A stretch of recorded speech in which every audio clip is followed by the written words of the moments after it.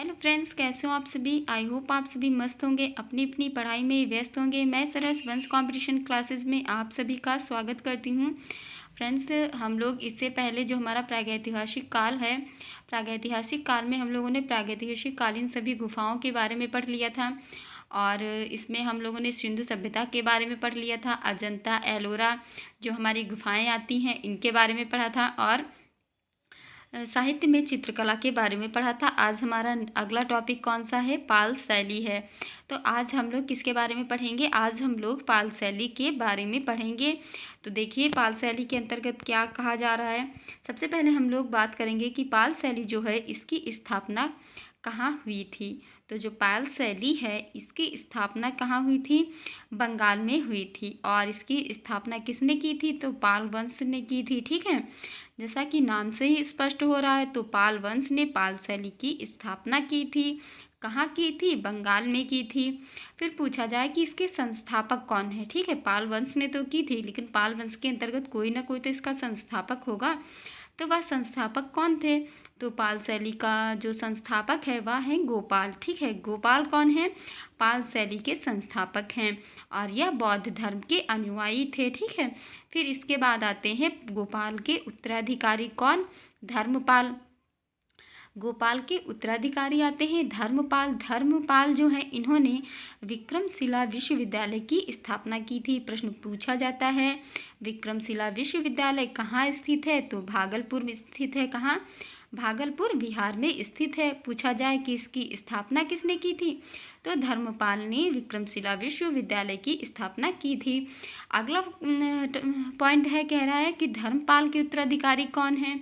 तो धर्मपाल के उत्तराधिकारी देवपाल हैं। और देवपाल ने सारनाथ, गया, नालंदा, कुर्कीहारा, इसमें क्या किया था? मूर्तियां बनवाई थी। ठीक है, फिर धर्मपाल जो हैं, इनके उत्तराधिकारी देवपाल हो गए। और देवपाल के उत्तराधिकारी आते हैं विग्रहपाल। विग्रहपाल के बारे में बात करें तो जो विग्रहपाल हैं, जो कि देवपाल के उत्तराधिकारी हैं, इन्होंने कमल पर आसीन भगवान बुद्ध को चित्रित किया था, जो कि सर्वश्रेष्ठ चित्र कहा जाता है। अगला जो पॉइंट है, कह रहा है कि विग्रहपाल के उत्तराधिकारी कौन है? तो जो नारायण पाल हैं, वह विग्रहपाल के उत्तराधिकारी हैं। पूछा जाए पाल वंश के जो अंतिम शासक हैं वह कौन हैं? पाल वंश के अंतिम शासक महिपाल हैं। कौन है? अंतिम शासक महिपाल हैं।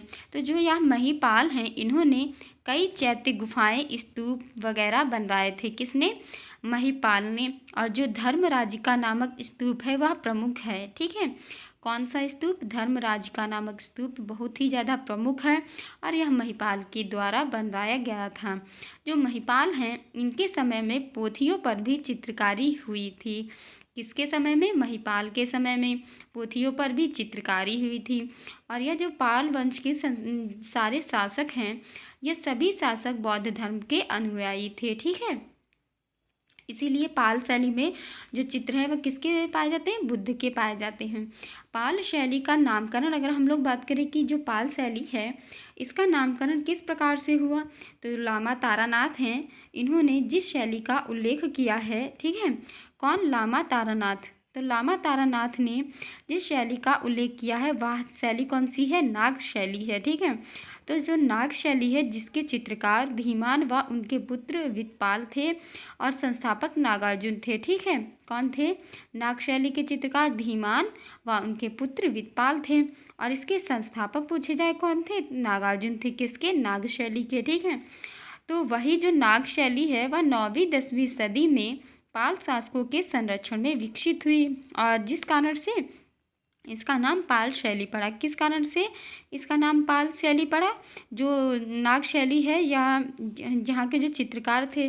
ठीक है, तो ये जो नाग शैली है, या 9वीं 10वीं शताब्दी में पाल शासकों के संरक्षण में फैली, इसीलिए इसका नाम पाल शैली पड़ा। ठीक है, अगर शासकों का क्रम पूछा जाए, क्रम भी पेपर में पूछा जाता है, तो सबसे पहले आएंगे गोपाल, फिर धर्मपाल, फिर आएंगे देवपाल, फिर विग्रहपाल, और अंतिम कौन है? महिपाल। महिपाल कौन है? अंतिम शासक हैं पाल शैली के।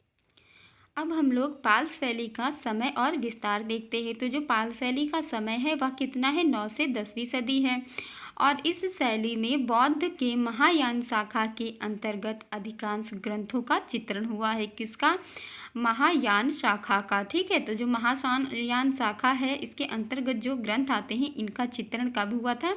पाल शैली में हुआ था 10वीं से लेकर 13वीं सदी में। ठीक है, और जिसका जो चित्रण है वो दृष्टांत विधि से हुआ था। ठीक है, किस विधि से हुआ था? दृष्टांत विधि से हुआ था। पाल शैली का प्रमुख केंद्र पूछा जाए कौन सा है, तो पाल शैली का प्रमुख केंद्र बंगाल है। और फिर बाद में इसका विस्तार पूछा जाए कहाँ हुआ, तो बंगाल के बाद इसका विस्तार नेपाल और बिहार तक भी हो गया था। ठीक है, प्रमुख केंद्र तो इसका बंगाल है, लेकिन कोई भी चीज़ है एक ही जगह पे तो स्थित रहेगी नहीं, तो परिवर्तन होता रहता है। इसी तरीके से यह बंगाल से फिर इसका विस्तार नेपाल और बिहार तक भी हो गया था। पाल शैली में चित्रित पोथियों के बारे में अगर बात करें तो पाल शैली में लगभग 24 पोथियों का चित्रण हुआ है। कितनी? 24 पोथियों का चित्रण हुआ है। लेकिन हुआ क्या? 5 पोथियां ही उपलब्ध हैं। तो पाल शैली के अंतर्गत कौन कौन सी 5 पोथियां उपलब्ध हैं? प्रज्ञा पारमिता शास्त्र, करण गुहा, गंध गुहा और साधना माला, पंचरेखा, जिसमें से सबसे ज़्यादा पेपर में प्रज्ञा पारमिता शास्त्र ही पूछी जाती है। ठीक है, अगला है, हम नोट पॉइंट के रूप में देखें तो बिहार के विक्रमशिला व नालंदा से चित्रित जो शैली हैं इसमें अनेक पोथियों के चित्रण मिले हैं। यानी जो विक्रमशिला व नालंदा है यहाँ से क्या हुआ है, इसी शैली में अनेक पोथियों के पन्ने जो मिले हुए हैं। किस शैली में? पाल शैली में। पाल शैली की अगर विशेषताओं के बारे में बात करें तो पाल शैली का जो अधिकांश चित्रण है वह किस रूप में हुआ है? पाल शैली का अधिकांश चित्रण पोथियों के रूप में हुआ है। इसमें अधिकांश जो है वो अधिकतर भोजपत्र, राजपत्र और ताड़पत्र पर बनाए गए हैं। ठीक है, पोथियों के रूप में तो हुआ है, लेकिन पोथियां भी कौन कौन सी है? भोजपत्र, ताड़पत्र और राजपत्र हैं। फिर क्या हुआ? इन पोथियों में जिल्द लकड़ी के पटरे से बनी होती थी, जिस पर चित्रकारी करके सुरक्षा हेतु लाख की पतली जो परत है वह चढ़ा दी जाती थी, जिसके अंतर्गत कुछ चित्र रेशमी कपड़े पर भी बने होते थे। ठीक है, रेशमी कपड़े पर भी बने होते थे। और क्या होता था? सुरक्षा के लिए लाख की जो पतली सी परत है वह इसके ऊपर चढ़ा दी जाती थी। किस लिए? सुरक्षा के लिए। अगला पॉइंट है, पाल पोथियों के पृष्ठों की लंबाई कितनी है? तो कितनी है? 22 से 1/4 इंच है। और चौड़ाई कितनी है? 2 से 1/4 इंच। इस पर देवनागरी लिपि में लिखा जाता था। ठीक है, पाल जो शैली की पोथियां हैं इस पर किस लिपि में लिखा गया है? तो इस पर देवनागरी लिपि में लिखा जाता था तथा पोथियों के मध्य 22x1 इंच जगह छोड़ दी जाती थी। इसमें महायान बौद्ध धर्म से संबंधित देवी देवताओं का चित्रण भी किया जाता था। अगला पॉइंट है, पाल शैली के चित्रों में वनस्पति एवं खनिज का प्रयोग किया जाता था, जिसकी रंग योजना चटकीली होती थी। प्रश्न पूछा जाता है, पाल शैली की रंग योजना कैसी होती है? तो चटकीली।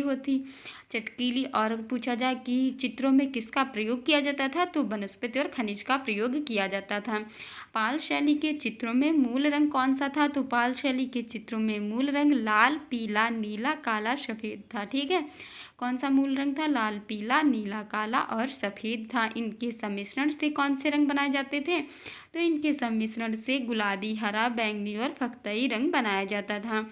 फिर अगला पॉइंट कह रहा है कि पाल शैली के जो चित्र हैं वह बौद्ध धर्म एवं दर्शन से संबंधित हैं। किससे संबंधित हैं? तो पाल शैली के चित्र बौद्ध धर्म एवं दर्शन से संबंधित है। अगला प्रश्न कह रहा है, इस शैली के चित्रों में अजंता की परंपरा विद्यमान थी। ठीक है, क्या था? जो ये पाल शैली है इसमें किसके चित्रों की परंपरा थी? तो पाल शैली जो है इसमें अजंता के चित्रों भी की छवि भी दिखाई देती थी। कैसे? क्योंकि मतलब इसमें उसी प्रकार से चित्र बनाए गए थे अजंता के प्रकार से। लेकिन था क्या कि जितनी सुंदर अजंता की गुफाएं थी, यानी अजंता की गुफाओं में जितने सुंदर चित्र बने थे उतनी सुंदर नहीं थी। उससे कुछ जो इसकी सुंदरता थी, इसकी जो लावण्यता थी, सादृश्यता थी, वह उससे कुछ कम थी। विशेषता थी तो वैसे ही, लेकिन कुछ कम थी।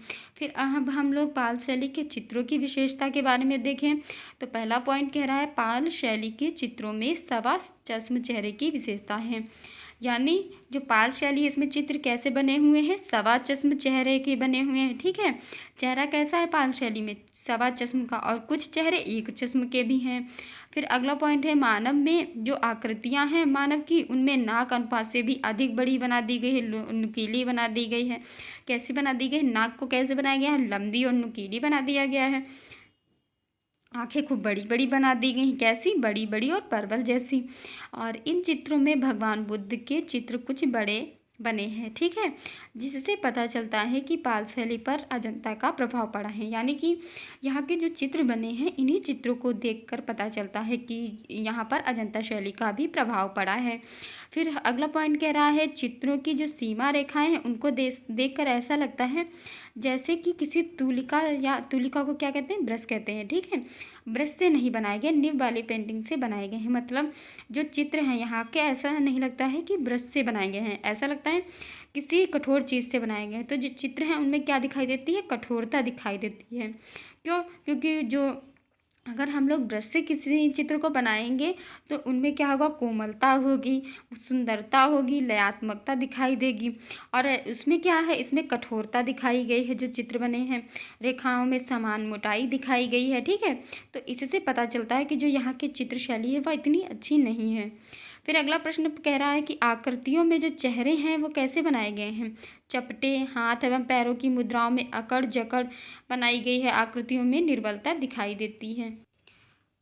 तो इस प्रकार हम कह सकते हैं कि जो पाल शैली के चित्र हैं या चित्र, मतलब कोशिश तो की गई है अजंता के समान बनाए जाने की, लेकिन उतने अच्छे यहाँ पे बनाए नहीं गए हैं। यहाँ के जो चित्र बनाए गए हैं वो अकड़े जकड़े से मालूम देते हैं, कठोरता मालूम देती है, कोई भी लयात्मकता नहीं है। यानी कुल तात्पर्य यही निकलता है कि जो यहाँ के चित्र हैं अजंता की भांति सुंदर नहीं हैं। फिर अगला पॉइंट कह रहा है आकृतियों में स्वच्छता और सजीवता का खूब प्रयोग किया गया है। ठीक है, प्रकृति चित्रण जो है वह कम हुआ है। प्रकृति चित्रण में नारियल एवं कदली के ही पेड़ दिखाए गए हैं। यानी जो पाल शैली है इसमें प्रकृति जो चित्रण है इसका प्रयोग ज़्यादा नहीं किया गया है। इसमें सिर्फ किसके प्रकृति चित्रण के रूप में सिर्फ नारियल और कदली यानी केला के पेड़ ही दिखाए गए हैं, किसमें, पाल शैली में। तो इसमें भी कह सकते हैं कि जब प्रकृति चित्र नहीं है तो उतना अच्छा तो नहीं लगेगा। इस प्रकार से इस शैली में चित्रकारों ने चित्रों पर अपना नाम नहीं लिखा है। तो जो पाल शैली है, पाल शैली में जो चित्रकार हैं इन्होंने जो चित्र बनाए हैं चित्रों पर अपना नाम नहीं लिखा है। तो फ्रेंड्स, पाल शैली से संबंधित इतना ही था और हमारा जो पाल शैली टॉपिक है वह आज यहीं पे कंप्लीट होता है। अगले टॉपिक में हम लोग पश्चिमी भारतीय शैली, जैन शैली, जिसे हम लोग क्या कहते हैं, पश्चिमी भारतीय शैली को जैन शैली, अपभ्रंश शैली भी कहते हैं, प्राकृतिक शैली भी कहते हैं और ग्राम्य शैली भी कहते हैं। तो अगले पार्ट में हम लोग क्या पढ़ेंगे, जैन शैली या अपभ्रंश शैली के बारे में पढ़ेंगे। ठीक है, तो आज का जो सेशन है हमारा वो यहीं पे समाप्त होता है। अगर आप लोगों को यह सेशन अच्छा लगा तो प्लीज़ लाइक, शेयर और सब्सक्राइब कीजिएगा। देखिए, आप लोग अगर सहयोग करेंगे तभी मैं आप लोग आगे बढ़ पाऊँगी, लेकिन मुझे लगता नहीं है कि आप लोग मेरा सहयोग करेंगे, क्योंकि मैं देखती हूँ लोग ब्लॉगिंग करते हैं, उनके चैनल को ज़्यादा देखना पसंद करते हैं और जो पढ़ाई लिखाई का है वो तो कोई पसंद ही नहीं करता है। तो इसीलिए मैं कह रही हूँ, लेकिन फिर भी मैं कोशिश करूँगी कि मैं आप लोगों को अच्छा से अच्छा कंटेंट दे सकूँ और मेरा यह कोशिश ऐसे ही जारी रहेगी। So please, thank you.